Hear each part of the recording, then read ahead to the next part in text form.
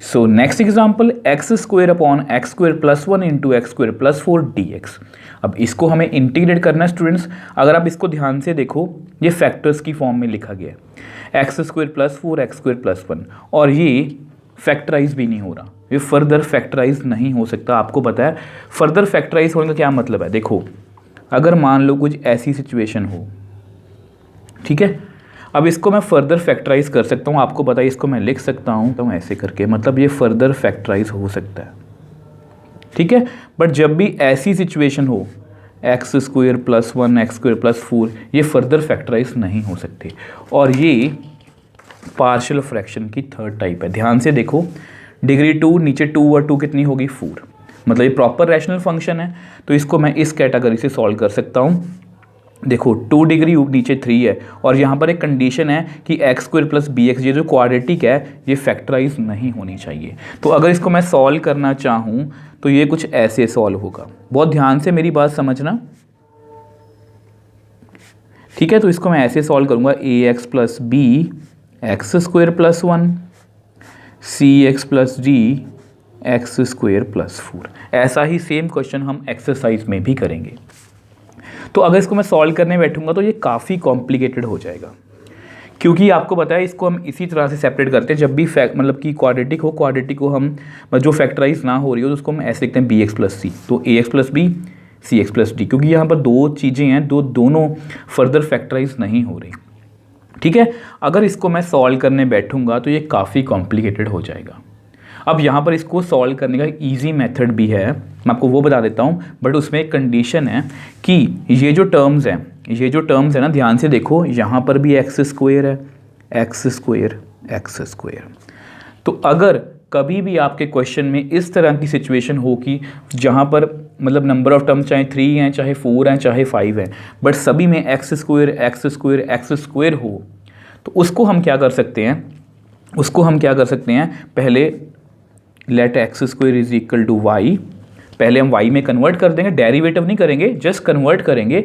उसके बाद कन्वर्ट करके इनको सेपरेट कर देंगे। अब जैसे इनको हम सेपरेट करेंगे, हम वापस से वाई को एक्स स्क्वायर में लिख देंगे। अब उसके बाद इंटीग्रेट कर देंगे और हमारा क्वेश्चन बहुत ईजिली सॉल्व हो जाएगा, आप खुद कहोगे, ठीक है। तो सबसे पहले क्या करो, इसको आप नंबर 1 दे दो, लेट। अब आपको मैंने कंडीशन बता दी कि कंडीशन कौन सी है, कि सभी जगह पर x square x square x square होना चाहिए, तभी पॉसिबल है, ठीक है, अदरवाइज नहीं पॉसिबल होगा। तो x square is equal to y, तो let x square upon x square plus 1 x square plus 4 को हम क्या लिखेंगे, y upon y plus 1 y plus 4। इसको आप नंबर 2 दे दो, ठीक है। नाउ ध्यान से देखो, y upon y plus 1 y plus 4। अब इसको आप ध्यान से देखो, यहाँ पर डिग्री कितनी है 1, यहाँ पर 1 और 1 2, प्रॉपर रैशनल फंक्शन है, और ये कौन सी कैटेगरी में आ रहा है, अब ये फर्स्ट कैटेगरी का बन गया। ध्यान से देखो, सिंगल टर्म में फैक्टर है, ठीक है। तो इसको हम कैसे सेपरेट करेंगे, a upon y plus 1, just difference क्या है कि x की जगह पर y आ गया, ठीक है। तो ये फर्स्ट कैटेगरी में, अगर फर्स्ट कैटेगरी हमारी बहुत इजी होती है, तो इसको सॉल्व कर लेते हैं। विच एम्प्लाइज, अगर आप एलसीएम लेना चाहते हो तो एलसीएम ले लो। आपको मैंने वैसे वो भी बताया था कि इसको क्रॉस मल्टीप्लाई कर लिया करो। देखो y प्लस 4 बी के साथ y प्लस 1, और नीचे एलसीएम कितना आएगा, y प्लस 1 वाई प्लस 4। आपके सामने ये टर्म्स कैंसिल आउट होगी। अगर आप क्रॉस मल्टीप्लाई भी करोगे तो कर सकते हो, इसको उधर लेके जाओगे तो y plus 1 cancel, y plus 4 रह जाएगा। इसको उधर लेके जाओगे तो y plus 4 cancel, y plus 1 रह जाएगा, ठीक है। अब हमारे पास कितना रह गया, y is equal to a into y plus 4 b into y plus 1। अब जस्ट हमें a और b की वैल्यू को ही निकालना है, इसको आप नंबर 3 दे दो, ठीक है। तो हम क्या करेंगे, पुट, एक बार इसको 0 कर लेते हैं, y इज इक्वल टू -4। तो जहाँ पर भी y है क्या फिल करो, -4 प्लस 4 -4 प्लस 1, ठीक है। तो -4 कितना आएगा यहाँ पर 0, यहाँ पर कितना आएगा -3। तो which implies -4 is equal to -3b, which implies b कितना आ गया 4/3। तो b की वैल्यू मैंने निकाल ली। सेम वे से अब क्या करो, इसको 0 करते हैं, put y is equal to -1। ठीक है, तो यहाँ पर करो -1 + 4 -1 + 1, यहाँ पर कितना आएगा 3, यहाँ पर कितना आएगा 0। तो a की वैल्यू कितनी आ गई -1/3। तो हम क्या करेंगे, put values of a and b इन 3। तो 3 में पुट कर लो। तो देखो 3 में जब फिल करेंगे तो हमारे पास कुछ ये सिचुएशन आएगी, y + 1, b की वैल्यू कितनी है 4/3 y + 4। ठीक है, अब आपको पता है हमें y को वापस से x² में फिल करना है। Now we know y is equal to x²। तो कितना आएगा -1/3 x² + 1, 4/3 x² + 4। अब हम क्या करेंगे, इसको 1 में फिल करेंगे। तो पुट इन 1 में फिल करने का क्या मतलब है कि इसको हमें इंटीग्रेट करना है। अब उसको हम नेक्स्ट पेज पे इंटीग्रेट कर लेते हैं। अब देखो इसको हमें इंटीग्रेट करना है और ये हमारे लिए बहुत ईजी है।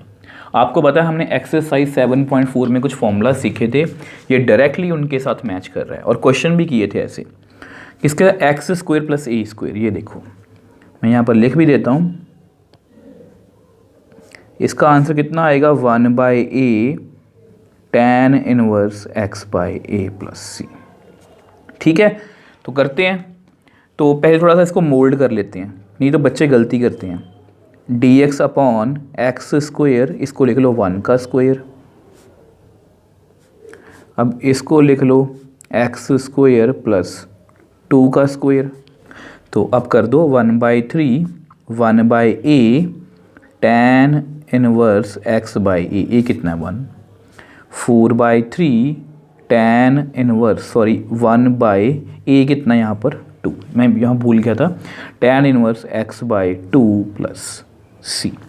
तो फाइनल आंसर कितना आ गया -1/3 tan 1 x, 4 3 2 6 tan 1 x/2 + c। अब NCERT वालों ने इनको कट भी किया, तो कट कर दो। तो फाइनल आंसर हमारा कितना आएगा -1/3 tan 1 x + 2/3 tan 1 x/2 + c। अब ये जो हमारा आंसर है ये परफेक्टली NCERT के साथ मैच कर रहा है।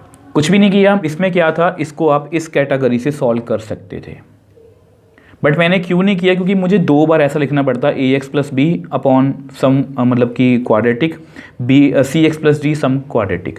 अब उससे काफ़ी क्वेश्चन कॉम्प्लिकेटेड हो जाता, बट ऐसा हम क्यों कर पाए, इसको ऐसे सॉल्व क्यों कर पाए, क्योंकि ऊपर एक कंडीशन, मतलब इसमें एक कंडीशन है कि सभी जगह पर x² ही होना चाहिए, x² + 1 x² + 4, ऊपर भी x² था। तो मैंने x² को y में कन्वर्ट किया। अब जैसे मैंने y में कन्वर्ट किया तो वो हमारी फर्स्ट कैटेगरी बन गई, उसको सेपरेट किया, वापस से y को x² में फिल किया, इंटीग्रेट किया और हमारे पास हमारा आंसर आ गया। So next example. अब देखो स्टूडेंट्स, इस एग्जाम्पल को करवाने से पहले ही आपको बता दूं, ये एग्जाम्पल बहुत इंपॉर्टेंट है और इससे आपको बहुत कुछ सीखने को मिलेगा। देखो पहले एग्जाम्पल को पढ़ लेते हैं। 3 sin phi, अब ये एंगल है, मतलब एंगल को बोलने का तरीका यहाँ पर थीटा भी हो सकता है, इसको फाई बोलते हैं। -2 cos phi d phi whole divide by 5 cos² phi -4 sin phi। अब इसको हमें इंटीग्रेट करना है students.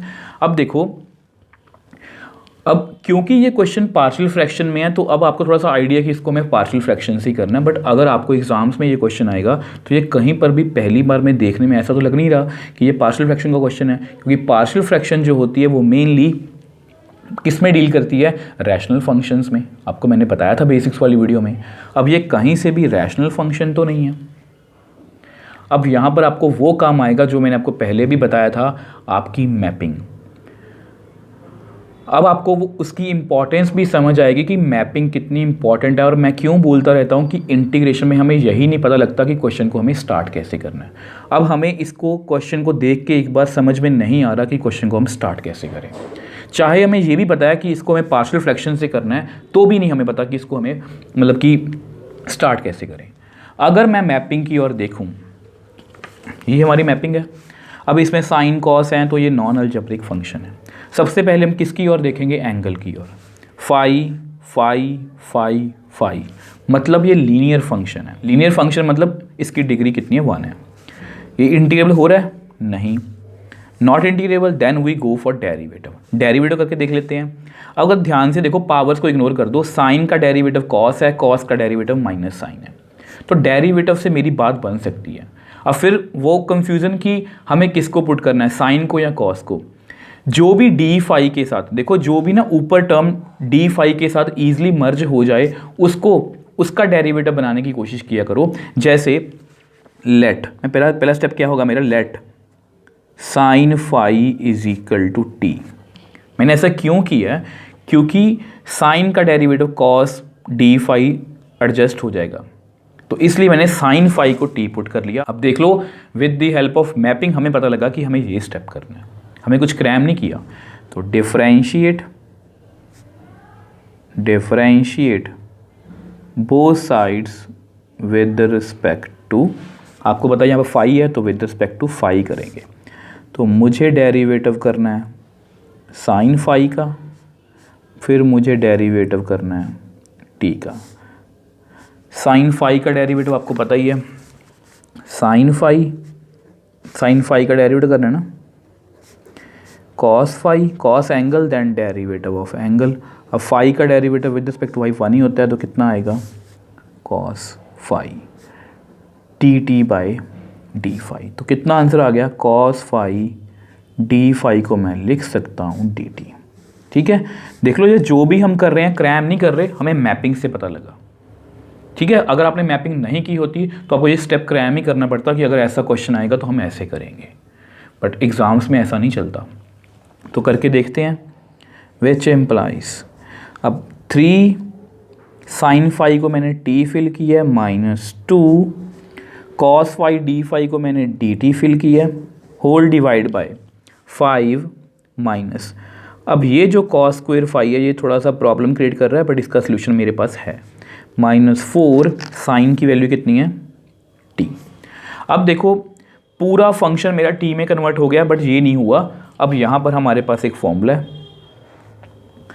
Sign square theta plus cos square theta is equal to 1, which implies cos square theta is equal to 1 minus sine square theta. क्यों किया मैंने ऐसा? क्योंकि मुझे साइन की वैल्यू पता है, वो कितनी है? टी। ठीक है, अब ऐसा करते हैं, उसको मैं आपको नेक्स्ट पेज पे एक्सप्लेन कर देता हूँ। अब देखो, आपको पता है कॉस स्क्वायर फाई को मैं क्या लिख सकता हूँ, और लिखूँगा भी क्यों? क्योंकि मुझे इसको टी में कन्वर्ट करना है। 5 minus 1 minus sine square phi minus 4t। क्यों किया? क्योंकि मुझे पता है, मुझे साइन फाई की वैल्यू पता है, वो कितनी है? टी। तो कर दो 1 minus T square minus 4t। थोड़ा सा सॉल्व करते हैं, थोड़े से स्टेप्स इंक्रीज हो रहे हैं, पर जस्ट मैं आपको अच्छे से समझाना चाहता हूँ ये question. -1 plus T square minus 4t, तो कितना आएगा? 3t माइनस 2, टी स्क्वायर को पहले लिख लो, -4t, 5 माइनस 1 4 dt। ठीक है, अब देखो, अब हम कहाँ पर पहुँच गए? अब हमारा पूरा फंक्शन फाई से चेंज होके टी में आ चुका है, और ये एक मतलब कि प्रॉपर रैशनल फंक्शन है। ध्यान से देखो, ऊपर डिग्री 1 है, नीचे 2 है। ठीक है, अब यहाँ पर एक कमी है। अगर मुझे इसमें पार्शियल फ्रैक्शन लगानी है, तो नीचे फैक्टर्स होने चाहिए। अगर इसके फैक्टर्स बन गए तो इस पर मैं पार्शियल फ्रैक्शन लगा सकता हूँ, अगर इसके फैक्टर्स नहीं बने तो भी इसको मैं मतलब सॉल्व कर सकता हूँ। आपको बताया एक्सरसाइज 7.4 में हमने इसी तरह से क्वेश्चंस को सॉल्व किया था with the help of perfect square बना के। आपको याद है ना, हमने एक्सरसाइज 7.4 में काफ़ी क्वेश्चन सॉल्व किए थे। तो ऐसा करते हैं, सबसे पहले इसके फैक्टर्स बना के देखते हैं यहाँ पर अलग से, टी स्क्वायर माइनस 4t+4। अब इसको मैं लिख सकता हूँ T square minus 2t minus 2t+4, -2 + 4। तो यहाँ से अब t कॉमन ले लो, ठीक है। तो कितना आएगा t -2, मतलब ये तो t -2 का होल स्क्वायर बन गया। अच्छी बात है, मतलब इसके फैक्टर्स बन गए, which implies 3t -2 whole divide by t -2 का होल स्क्वायर। अब नीचे फैक्टर्स बन गए हैं, ऊपर डिग्री 1 है नीचे 2 है, मतलब प्रॉपर रैशनल फंक्शन है। अब हमें बस ये देखना है कि ये कौन सी कैटेगरी का है। होल स्क्वायर वाली कैटेगरी ये वाली है, तो इसको मैं ऐसे ही सॉल्व करेंगे। इसको आप नंबर दो 1, ठीक है। तो हम क्या करेंगे, लेट 3t -2 अपॉन t -2 का होल स्क्वायर कैसे लिखेंगे, a upon single power, b upon double power. अब अगर यहाँ पर क्यूब होता तो c अपॉन थर्ड पावर, ठीक है। तो इसी तरह से करेंगे। अब इसको आप क्रॉस मल्टीप्लाई कर लो, 3t -2, ताकि आपसे गलती ना हो। मैं आपको रफ में करके दिखा देता हूँ। a बाई t -2 को अगर आप t -2 के स्क्वायर से करोगे तो कितना आएगा, a into T -2। Same way से b अपॉन t -2 के स्क्वायर को अगर करोगे t -2 के स्क्वायर से तो अकेला b ही आएगा, ठीक है। अब हमारा टारगेट क्या है, हमें a और b को ढूंढना है। इसको अब नंबर 2 दे दो। तो क्या करेंगे, ऐसा करो, पुट t = 2, ठीक है। तो कितना आंसर आएगा, जहाँ पर भी t है 2 फिल कर लो, 2 -2 + b, तो 6 -2, यहाँ पर 0 + b, तो विच एम्प्लाइज b की वैल्यू कितनी आ गई, 4। अब जैसा कि मैंने आपको पहले भी बताया था एग्जाम्पल नंबर 13 में कि अगर आप इस सिचुएशन में फंस जाओ कि हर बार किसी एक कांस्टेंट की वैल्यू आ ही नहीं रही है आपके पास मतलब 0 बनाने पर, अब सेम वे से यहाँ पर अगर मुझे मतलब कि a की वैल्यू निकालनी है तो b को मैं 0 कैसे करूँगा। तो उसके लिए आप क्या किया करो, अब लास्ट में आप क्या किया करो, पुट t = 0, t को ही 0 फिल कर दो, ठीक है। -2 0 -2 + b, 3 × 0 0 -2 + b की वैल्यू कितनी है हमारे पास, 4, ठीक है। तो ऐसा करो, इसको उधर ले आओ, -2 -4 a × -2 -6 = a × -2, तो a कितना आ गया, -6/-2, तो ये कट होके कितना आएगा, 3। तो विच एम्प्लाइज a की वैल्यू हमारी कितनी आ गई, 3। अब हमें क्या करना है, अब हमें दोनों वैल्यूज़ को 2 में फिल करना है। अब उसको हम नेक्स्ट पेज पे सॉल्व कर लेते हैं। अब देखो हमारा नेक्स्ट स्टेप क्या होगा, आपको पता ही है, हमने a और b दोनों वैल्यूज़ को 2 में फिल किया तो हमारे पास कुछ इतना आ गया। अब इसके बाद हमारा स्टेप क्या होता है, पुट इन 1 में फिल करने का क्या मतलब होता है कि इसको इंटीग्रेट करना है। 3b के कॉन्स्टेंट को बाहर निकाल लो, dt अपॉन t -2, 4 कांस्टेंट है, dt अपॉन t -2 का होल स्क्वायर, ठीक है। अब इसकी इंटीग्रेशन बहुत इजी है, आपको पता है t -2 का डेरिवेटिव कितना होगा, विद रिस्पेक्ट टू t बात कर रहा हूँ, 1 2 का 0 मतलब 1 ही होगा। तो इसको मैं लिख सकता हूँ 3 log mod t -2 प्लस, अब इसको इंटीग्रेट मैं कैसे करूँगा, आपको पता हमने पहले भी किया था, इसको आप ऐसे लिख लो, ठीक है। जो भी फॉर्मूलास मैं यूज़ करने वाला मैं लिख देता हूँ यहाँ पर। मैंने यहाँ पर 2 फॉर्मूलास यूज़ किए हैं, फंक्शन का डेरिवेटिव ऊपर है, तो log mod fx + c, और दूसरा ax + b की पावर n। कितना आंसर आता है, ax + b की पावर n + 1, n+1, ए एक्स प्लस बी का डेरिवेटिव ए प्लस सी। तो ये मैं दोनों यूज़ करूँगा यहाँ पर, एक को यूज़ कर लिया। अब इसको भी करते हैं। 3 log t-2 प्लस 4 t-2 की पावर -2 + 1 -2 + 1, t का derivative with respect to t 1 ही होगा, 2 का 0 प्लस सी। थोड़ा सॉल्व करते हैं इसको। 3 log t-2 mod plus 4 t-2 की power -1 divide by -1 plus c. अब आपको पता है हमें, क्योंकि हमने क्वेश्चन जो है वो 5 से स्टार्ट किया तो हमें वापस से 5 में जाना है। वी नो हमने साइन 5 को क्या फिल किया था, t, तो यहाँ पर आप वही लिख दो। ठीक है, तो कितना आंसर आएगा, 3 log t की जगह पर साइन 5 -2 मॉड, अब इस माइनस को ऊपर लिख लो, -4 साइन 5 -2 की पावर -1 प्लस सी। ठीक है, अब ये बिल्कुल एक्यूरेट आंसर है, इसमें कोई भी गड़बड़ नहीं है। बट एनसीईआरटी वाले ने थोड़ा इसको सॉल्व किया है और यहाँ पर कुछ लिखा भी हुआ है, मैं आपको सब कुछ एक्सप्लेन कर दूंगा। ठीक है, तो एक स्टेप चलो और कर लेता हूँ। 3 log साइन 5 -2 -4, इसको आप ऐसे लिख लो, नीचे लिख लो साइन 5 -2 की पावर 1, क्योंकि -1 ऊपर है तो नीचे के +1 प्लस सी। अब एनसीईआरटी वालों ने क्या किया, थोड़े थोड़े चेंजेस किए हैं। अब वो कोई जरूरी चेंजेस नहीं है कि हमें वो करने ही करने हैं, बट क्योंकि एनसीईआरटी वालों ने किए हैं तो मैं आपको एक बार बता देता हूँ। अब आपको पता है कि साइन की मैक्सिमम वैल्यू, बड़ी से बड़ी वैल्यू कितनी हो सकती है, आप बोलोगे सर 1, ठीक है, और छोटी से छोटी -1।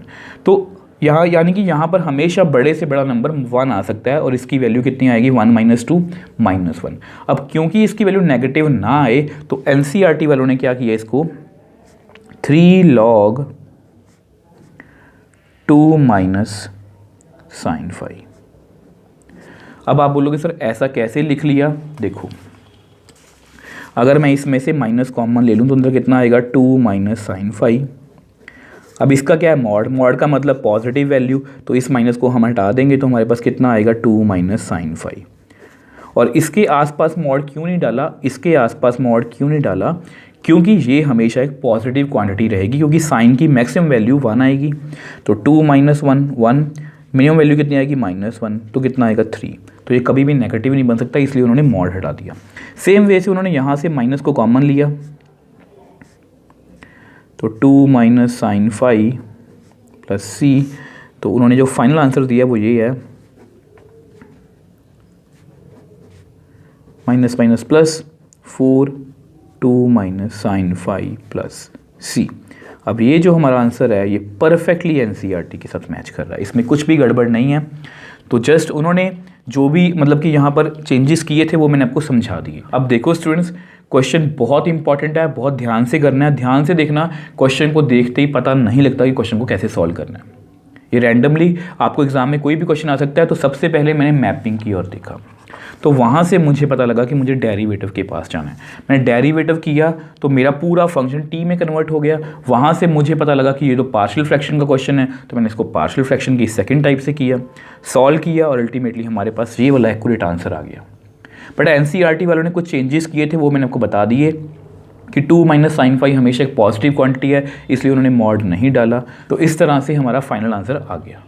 अगर आप इस तरह से मैपिंग की हेल्प से क्वेश्चन को करोगे तो आपको कोई भी दिक्कत नहीं आएगी। अगर आप मैपिंग के बिना करोगे तो आपको ये सब कुछ क्रैमिंग ही लगेगा कि सर हमें कैसे पता लगेगा कि हमें साइन 5 कोई टी पुट करना है या कॉस 5 कोई टी पुट करना है, वो हमें किसने बताया, मैपिंग ने। तो इसलिए अपने मैपिंग को बहुत ध्यान से करना है। सो नेक्स्ट एग्जाम्पल, अब ये हमारी इस एक्सरसाइज की लास्ट एग्जाम्पल है, x² + x + 1 whole divide by x + 2 x² + 1 dx। अब इसको हमें इंटीग्रेट करना है। अब देखो मैंने आपको हमेशा बताया कि नीचे फैक्टर्स हैं, नीचे फैक्टर्स हैं और ऊपर डिग्री 2 है, नीचे 2 और 1 मतलब 3 है, मतलब ये प्रॉपर रैशनल फंक्शन है। तो सबसे पहले हम इसको पार्शियल फ्रैक्शन की तरफ से सोचेंगे कि पार्शियल फ्रैक्शन की हम हेल्प से कर सकते हैं या नहीं कर सकते।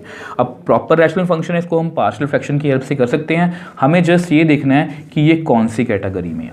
ठीक है, अगर आप इसको ध्यान से देखो, ये फैक्टर है और ये x² + 1 है। मैंने आपको बताया था लास्ट टू लास्ट क्वेश्चन में भी कि एक्स स्क्वायर प्लस वन, ये जो एक्स स्क्वायर के साथ कांस्टेंट होता है ना प्लस में, इसको हम फर्दर फैक्टराइज नहीं कर सकते, मतलब ये वाली थर्ड वाली टाइप है।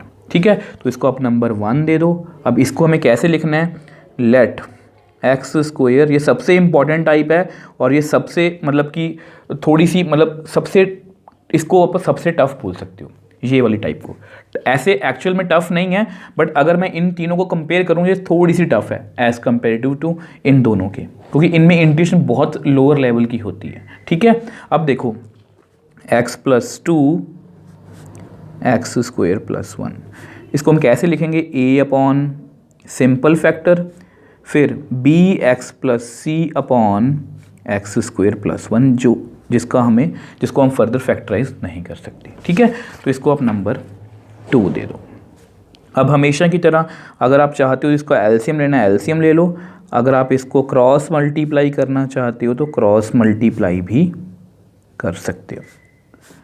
तो a into x square plus 1 b x plus c into x plus 2, नीचे कितना आएगा x plus 2 x square plus 1। तो इनको आप कट कर दो, तो हमारे पास कितना रह गया, x square plus x plus 1 a into x square plus 1 b x plus c into x plus 2। ठीक है, अब इनमें हमें क्या करना है, अब a b और c की वैल्यू को ढूंढना है। अब इसमें थोड़ा सा प्रोसीजर अलग होगा। मैंने आपको जो भी प्रोसीजर अभी तक बताया वो हर क्वेश्चन में, हर एक टाइप में, मतलब इन दोनों टाइप का जो मर्जी क्वेश्चन है उसको हमें उसी तरह से सॉल्व करना है। अब इसमें मैं जो आपको प्रोसीजर बताऊंगा इसको आपने इसी तरह से सॉल्व करना है। सबसे पहले ये 0 बन रहा है, हमेशा इस वाली टर्म को आपने 0 करना है, हमेशा put x is equal to -2। ठीक है, तो कितना आएगा, जहाँ पर भी x है आप क्या फिल कर दो, -2, -2 का स्क्वायर, -2 प्लस 1, -2 का square plus 1 b into -2 plus c -2 plus 2, 4 -2 plus 1, 4 plus 1 -2b plus c into 0, 4 -2 2, 2 plus 1 3, यहाँ पर 5 0 एंड समथिंग 0, तो विच एम्प्लाइज a की वैल्यू कितनी आ गई, 3/5। अब देखो इसके बाद अगर आप इसको 0 करना चाहोगे तो ये 0 नहीं होगा, क्योंकि यहाँ पर स्क्वायर है, -1 फिल करोगे तो -1 का स्क्वायर प्लस 1, तो मतलब ये कभी भी 0 नहीं बनेगा। अब इसके बाद आपने याद रखना है, आपने क्या करना है, कॉन्स्टेंट्स को कंपेयर करना है और कोफिशिएंट ऑफ x। इस टाइप में हमेशा पहले इसको 0, उसके बाद कंपेयर कॉन्स्टेंट्स, फिर कंपेयर कोफिशिएंट्स। अब उसके लिए ना मैं क्या करने वाला हूँ, मैं इसको दोबारा से लिखने वाला हूँ इस वाली टर्म को, फिर आपको क्लियर आइडिया हो जाएगा कि मैं क्या कह रहा हूँ। इसको मल्टीप्लाई कर लो, a x square plus a, इसको मल्टीप्लाई करना जरा, b x square 2bx plus c x plus 2c। अब मैंने जानबूझ के करवाया। अब देखना, अब हम क्या करेंगे, कंपेयर कॉन्स्टेंट्स, कॉन्स्टेंट्स को आप कंपेयर कर लो। तो देखो यहाँ पर कांस्टेंट कितना है 1, यहाँ पर नहीं है, यहाँ पर a नहीं है, नहीं है, नहीं है, यहाँ पर 2c। तो विच एम्प्लाइज 2c की वैल्यू कितनी आ गई 1 माइनस a कितना है 3/5, तो कितना आएगा 2/5।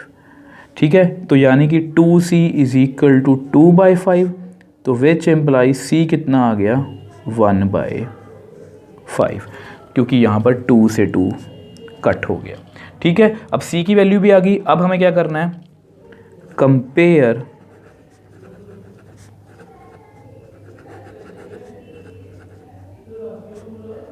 कोफिशिएंट्स ऑफ x, हमें x के कोफिशिएंट्स को कंपेयर करना है।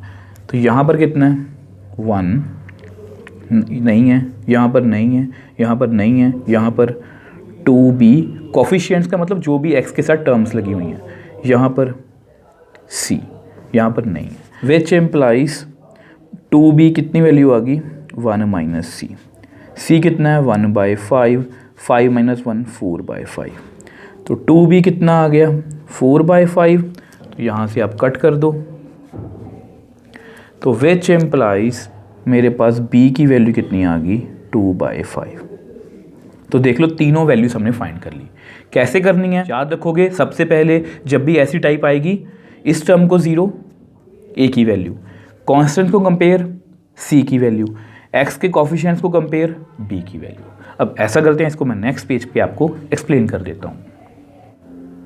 अब देखो जब आप a b c की वैल्यू 2 में फिल करोगे तो हमारे पास कुछ ऐसा आएगा कि यहाँ पर कितना था bx प्लस c। अब इसको देख के आपने डरना नहीं है, क्योंकि मैंने आपको पहले भी बताया था कि जो फर्स्ट दोनों टाइप्स हैं इसमें जो इंटीग्रेशन है इसके बाद, इस स्टेप के बाद, वो बहुत लोअर लेवल की है। मतलब just log mod function answer आता है, या उसमें जस्ट हम वो वाला फॉर्मूला यूज़ करते हैं ax प्लस b की पावर n। ठीक है, अब इसमें थोड़ी सी हमें इंटीग्रेशन करनी पड़ेगी, बट ये भी हमारे लिए बहुत ईजी है। तो अब हम क्या करते हैं, इसको पुट इन 1 में पुट करने का क्या मतलब है कि इसको हमें इंटीग्रेट करना है। तो 3/5 कांस्टेंट है, इसको बाहर निकाल लो, तो मुझे इंटीग्रेट करना है x प्लस 2 को। ठीक है, अब ऐसा करो इसमें से ना, चलो एक बार लिख देता हूँ मैं, 2/5x plus 1/5 upon x square plus 1 dx। ठीक है, अब आपको पता है x प्लस 2 का डेरिवेटिव कितना है 1, जो यानी कि with the help of this formula इसको मैं लिख सकता हूँ 3/5 log mod x plus 2। Function का डेरिवेटिव ऊपर पड़ा। अब इस पर मैं क्या करने वाला हूँ, इस पर से ना आप ऐसा करो 1/5 कॉमन निकाल लो, तो अंदर कितना आएगा 2x plus 1 divide by x square plus 1 dx। अब देखो आपको पता है कि मुझे आदत है कि मैं आपको कभी भी ये नहीं बोलता कि क्वेश्चन को हमें क्रैम करना है। अगर आप इसको ध्यान से देखो तो सब कुछ भूल जाओ। मान लो ये आपके सामने नया क्वेश्चन है, कौन सा 2x plus 1 upon x square plus 1, ये क्वेश्चन आपके सामने। तो हम सबसे पहले क्या देखते हैं, मैपिंग के अकॉर्डिंग हमारी मैपिंग कहती है कि सबसे पहले हम ये देखेंगे कि ये अलजेब्रिक फंक्शन है या नहीं। ये अलजेब्रिक फंक्शन है कि नॉन अलजेब्रिक है, ये अलजेब्रिक है क्योंकि इसमें सभी कुछ पॉलिनोमियल्स हैं। ये एक्स में, ये सिंगल पावर में, ये डबल पावर में। इसकी डिग्री कितनी है 1, इसकी 2, ऊपर डिग्री छोटी है नीचे बड़ी है। Then we go for derivatives, तो हम डेरिवेटिव के पास जाएंगे। तो अगर इसका डेरिवेटिव देखें एक्स स्क्वायर प्लस 1 का, ऐसा ही क्वेश्चन हमने पहले भी एक्सरसाइजेज में सॉल्व किया है। एक्स स्क्वायर प्लस 1 का डेरिवेटिव कितना होगा 2x। अब इसका डेरिवेटिव 2x तो बन रहा है, बट ये जो 1 है ये एक्स्ट्रा है, तो इसको हम सेपरेट कर देते हैं। इसमें कौन सी बड़ी बात है, तो 3/5 log mod x plus 2 plus 1/5 2x dx upon x square plus 1 plus 1/5 1 upon x square plus 1 dx। मैंने सेपरेट कर दिया, इसमें कौन सी बड़ी बात है। तो अब हम क्या करेंगे, अब इसको ना आप ऐसा करो, इसको आप स्टार दे दो, नंबर दे दो वैसे, क्योंकि बार बार लिखना अच्छा नहीं लगता और लेंथी हो जाएगा। ठीक है, तो let 1/5 2x upon x square plus 1 dx। अब वैसे हमें पता है कि इसका डेरिवेटिव ऊपर पड़ा है, तो हम क्या करेंगे put x square plus 1 is equal to t. ठीक है, डेरिवेटिव कर दो, differentiate both sides with respect to x. तो एक्स स्क्वायर प्लस 1 का डेरिवेटिव करना है और मुझे डेरिवेटिव करना है टी का। आपको पता है इसका डेरिवेटिव कितना आएगा 2x, 1 का 0 dt by dx, which implies 2x dx की वैल्यू कितनी आ गई dt, एक फॉर्मेलिटी हुई है। तो 1/5 2x dx की वैल्यू dt, इसकी वैल्यू कितनी है t, तो इसको मैं क्या लिख सकता हूँ आपको पता है, log mod t plus c1 लिख लेता हूँ चलो मैं। ठीक है, अब t की वैल्यू आपको पता ही है, t की वैल्यू कितनी है एक्स स्क्वायर प्लस 1, तो log mod x square plus 1 plus c1। ठीक है, तो ऐसा करो, इसको आप नंबर 4 दे दो, वैसे नंबर दे दिया मैंने। ठीक है, इसको भी सॉल्व कर लेते हैं, इसको मैं अलग कलर से कर देता हूँ, लेट। ध्यान से देखो, इसका डायरेक्ट फॉर्मूला मेरे पास है। आपको पता है हमने इसका डायरेक्ट फॉर्मूला किया था x² + a²। इसका डायरेक्टली मेरे पास आंसर है कितना, 1/5 तो है, 1/a tan inverse x/a + c2। ठीक है, तो यानी कि इसका आंसर कितना आ गया, 1/5 tan इनवर्स x + c2। अब इसको आप नंबर 5 दे दो, तो फिर लिख दो put both values in star में आप फिल कर लो, तो कितना आंसर आएगा, 3/5 log mod x + 2। अब इसकी कंप्लीटली वैल्यू कितनी थी हमारे पास, 1/5 log mod x² + 1 + c1। अब इसकी वैल्यू कितनी थी हमारे पास completely, 1/5 tan inverse x + c2। ठीक है, अब फाइनल आंसर दे देते हैं अपना, 3/5 log mod x + 2 + 1/5 log mod x² + 1 + 1/5 tan inverse x + c।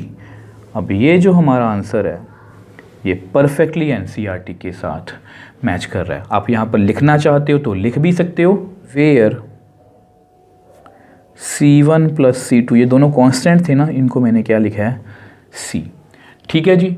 अब देखो स्टूडेंट्स, ये क्वेश्चन मैंने को पहले ही बता दिया कि बहुत इंपॉर्टेंट कैटेगरी का क्वेश्चन है, थर्ड कैटेगरी में से है। सबसे पहले मैंने पहचाना कि ये थर्ड कैटेगरी का क्वेश्चन है, तो उसको मैंने इस तरह से सेपरेट कर लिया। अब उसमें मैंने आपको ABC वैल्यू को निकालने का प्रोसीजर भी बताया कि पहले साइड वाली टर्म को 0 करो, फिर कंपेयर कांस्टेंट, फिर कंपेयर कोएफिशिएंट ऑफ x, तीनों वैल्यूज़ को यहाँ पर फिल किया। अब यहाँ पर आके हमारा क्वेश्चन फिर से फंस गया। ठीक है, अब यहाँ पर मैंने इसको मैपिंग से फिर से जोड़ा। मैपिंग ने हमें बताया कि डेरिवेटिव बन रहा है, तो डेरिवेटिव 2x था, तो 1 को मैंने सेपरेट आउट कर दिया। इसको अलग से सॉल्व किया, डायरेक्टली आंसर था, इसका डायरेक्टली फॉर्मूला था, वैल्यूज़ को फिल किया और अल्टीमेटली हमारे पास हमारा आंसर आ गया। अब देखो स्टूडेंट्स, मैंने अपनी तरफ से पूरी कोशिश की है कि मैं आपको पार्शियल फ्रैक्शन की एक एक एग्जाम्पल अच्छे से क्लियर कर पाऊँ। और ये जो टाइप है ये बहुत इंपॉर्टेंट है, इसमें से ऑलमोस्ट श्योर होता है कि क्वेश्चन एक पक्का आएगा एग्जाम्स में आपको, तो इसलिए आपने इस टाइप को बहुत ध्यान से करना है। अब नेक्स्ट वीडियो में हम एक्सरसाइज 7.5 के क्वेश्चंस को सॉल्व करने की कोशिश करेंगे।